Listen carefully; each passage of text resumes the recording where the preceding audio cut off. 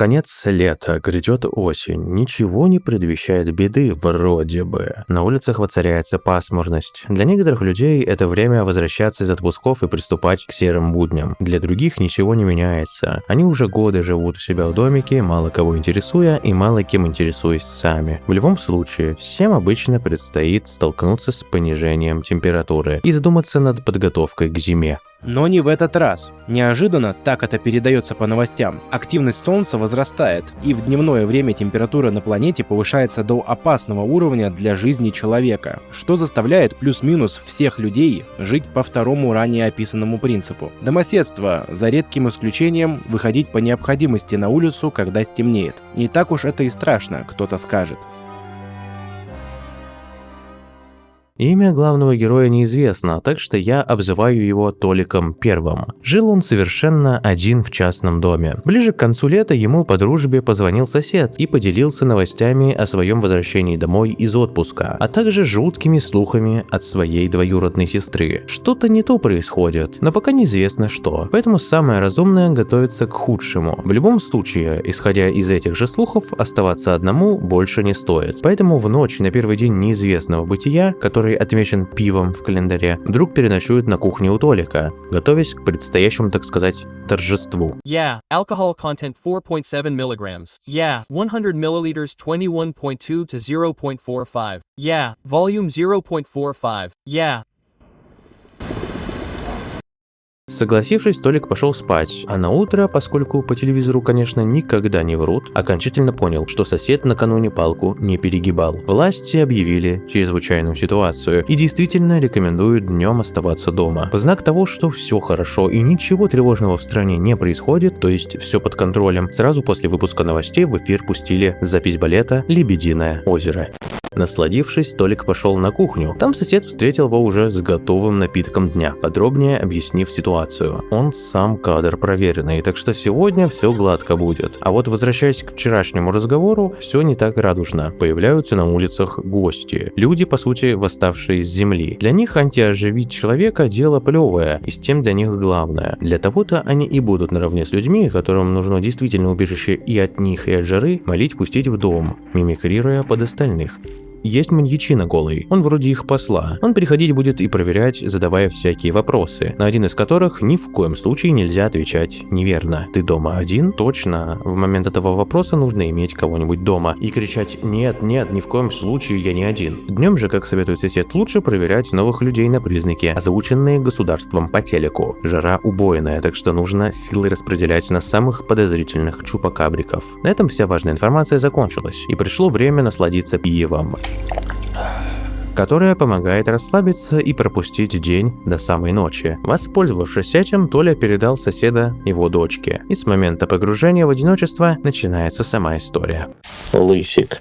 Первые гости не вызывали особых подозрений. Толик с ними общался и потихоньку проверял, что происходит вокруг его дома, наблюдая через окна. Это окажется более информативным, чем новости. Хотя иногда все ясно и без проверок. Например, есть парень в куртке, которому абсолютно не страшна убийственная жара. А пришел он просить убежище как спокойное место, а не то, где можно спрятаться от солнца. Таких подозрительных кадров, отправляемых в освояси автоматом, в игре 6. Как и 6 тех, кто вызывает стопроцентное доверие. Плюс сосед и его дочь. Остальные типы невероятно мутные и должны быть проверены, за редким исключением, ведь иногда, если оказывается в доме есть гость, потому что кого-то антиоживили в этой ночью, сама паранойя велит пристрелить маломальски подозреваемого. И справедливости ради, часто эта тактика срабатывает. Таким образом, прошли следующие 2 дня, и в 3-ю ночь пришел особенный посетитель. Лысый мужик, похожий на Ао-Они, поэтому я так его и назову, но немного сокращенно, Аони. Так и так говорится, вот мы снова и встретились. Но в этот раз все по-иному. Как бы это странно не было, начать общение он решил с совместной активности – гадания по книге. Для себя. А он не попросил выбрать страницу, в зависимости от чего и строится следующий диалог. Вкратце, он знает ближайшее будущее, что что-то произойдет, и Толику нужно быть готовым к этому, пустив для этого персону с котом. но точно ясно, что кошатник-то гостем быть не сможет. В ожидании этой самой персоны Толик, к сожалению, узнал о смерти соседа от рук гостя. Об этом сообщила его дочь, просившая позаботиться о ней, как Толик ранее обещал почившему. Вскоре на порог пришла очень подозрительная балерина с кошкой, если верить которой она знает лысого мужика, но не хотела нормально отвечать на вопросы Толика. Лишь с возмущением она говорила, что это не важно, ведь она балерина и может танцевать вместо всех ответов. Впустив ее, Толик на утро обнаружил запах смерти и долго искать виновницу не стал. Для чего нужен кот, спросите? Ну, он милый, и благодаря его шумахерствам за кадром он помог Толику обнаружить, возможно, давно забытый погреб. Кроме того, через него Аони сможет видеть больше, и если котика хорошенько накормить, гости в ближайшую ночь никого не смогут антиоживить в доме. Следующей ночью на порог явился сотрудник КЧС и забрал дочь соседа, несмотря на то, что Толик был уверен в ее чистоте после проверок накануне, и ее после этого больше никто не видел. Государственный комитет по чрезвычайным ситуациям КЧС осуществляет полномочия по организации, координации и контролю в условиях чрезвычайных происшествий. В рамках возложенных задач ведомство проводит мероприятия по устранению и идентификации лиц, обладающих признаками так называемых гостей. По информации, предоставленной официальными источниками, к числу указанных признаков относятся чрезмерная белизна зубов, гиперемия глазных яблок, загрязненность ногтевых пластин почвой, отсутствие волос в подмышечных впадинах, кровоточивость десен, хаотичные движения глаз, дерматологические высыпания на кожных покровах, грибковое поражение подмышечной области. Для отнесения лица к категории проверяемых достаточно наличия одного и более перечисленных признаков. В то же время в информационном пространстве фиксируется недостоверных сведений. В частности, публикуются неподтвержденные сообщения о том, что сотрудники КЧС якобы устраняют всех граждан, подвергшихся проверке, включая тех, кто не был идентифицирован в качестве гостя. Эти заявления не соответствуют действительности и носят характер фейковой информации. КЧС официально напоминает: доверяйте только данным из государственных источников и выражает искреннюю благодарность подписчику Бусти Конору Мастеру уровня Мымрик.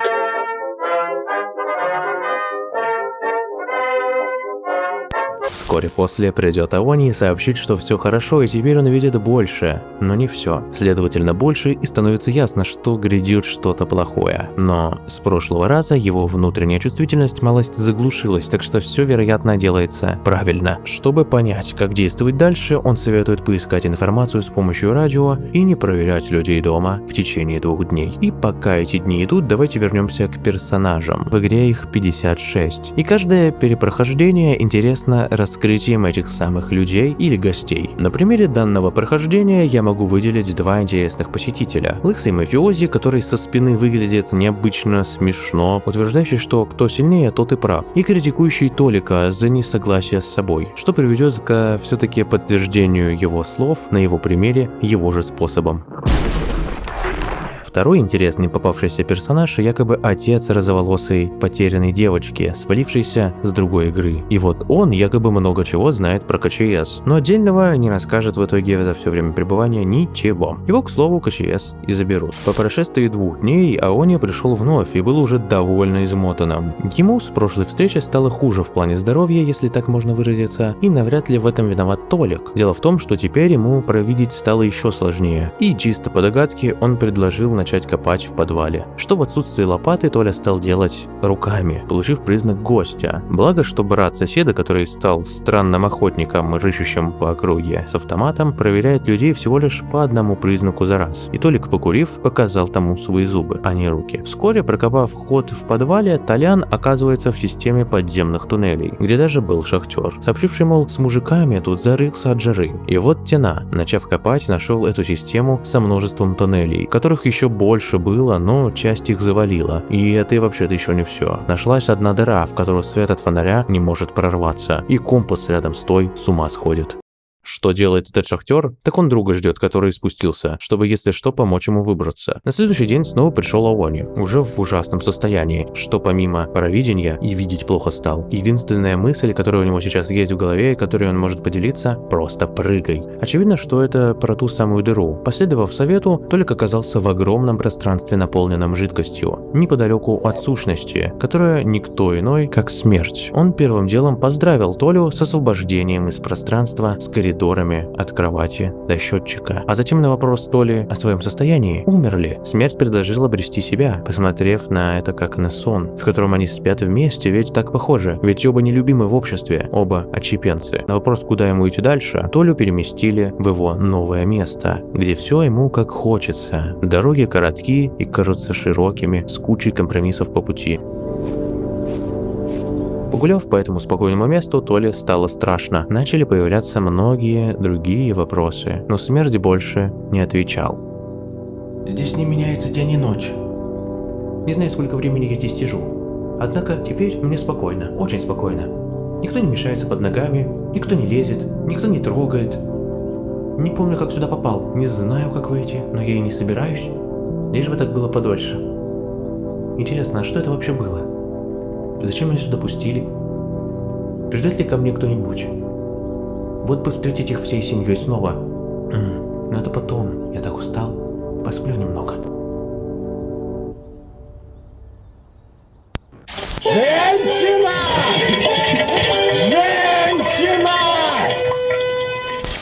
После смерти непринимающих родителей, в особенности отца, закрытой и нелюдимой до ЧС Толя старался выжить, идти по новым правилам, что вещали на телевидении и которые подсказывало сердце, сталкиваясь с ужасами новых времен, пока не встретил ее. Откровенно одетую девушку, возможно, слишком для ситуации, в которую она попала. Немного отрешенная от всех ужасов, она начала знакомство не с умоляющих просьб или нахальных требований впустить, что никогда не откликались ранее в душе Толи. Она начала с вопроса про то, каково живется в этих новых обстоятельствах. Это было что-то новенькое. Не отвечая на риторический вопрос, Толя упомянул про ее внешний вид. Она, судя по счастливому ответу, и до недавних событий так ходила, что ей нравилось. Заметив молчаливость Толика, она продолжила задавать вопросы. Это было очень странно. Обычно все просто хотели выжить. Увидеть человека, который не думал только о себе, вызывало интерес. Открывшись, Толя признал, что у него плохо получается выстраивать отношения с другими людьми. Девушка сразу же приняла это в Толе. Она не видела ничего плохого в нем, а после, необычно скоро, предложила выстроить особую связь. Следующим утром, удивленная уютной обстановкой, она поблагодарила Толю за то, что он ее впустил, и не забыла спросить про самочувствие. Толя ответил правдиво, что ему тревожно. Она прекрасно понимала, что такое состояние абсолютно нормально, и постаралась даже успокоить своей точкой зрения. Она думала, что человечество, да и Земля в целом, не через такое проходили, и что их наследие точно не пропадет. На следующую ночь, когда Толя вставал принимать гостей, он неожиданно обнаружил, девушка в его кровати изогнута в неестественной позе. Ее живот стал больше. Утром Толя, конечно, спросил ее про ситуацию, на что она удивилась и постаралась разобраться в случившемся. Даже спросила, мол, живот вырос как у беременной, о чем Толя даже не предполагал, ведь он провел с ней всего вторую ночь и не мог о подобном знать. Она же подумала, что это от его страха и переживаний Толи брать ответственность. Приняв ее мнение о том, что он просто бредит, на Толю обрушилась целая куча экзистенциальных вопросов